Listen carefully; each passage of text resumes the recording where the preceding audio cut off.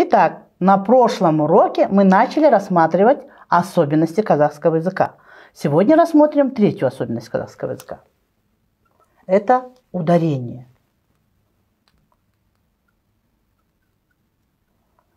Ударение қазақша қалай болады? Екпін.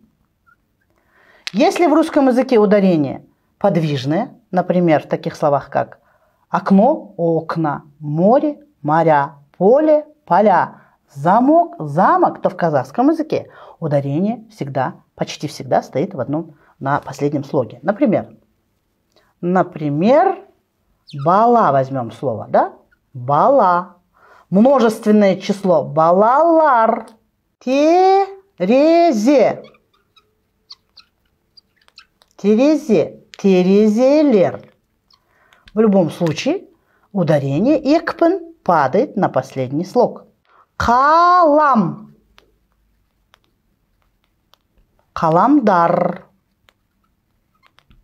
Ударение почти всегда падает на последний слог.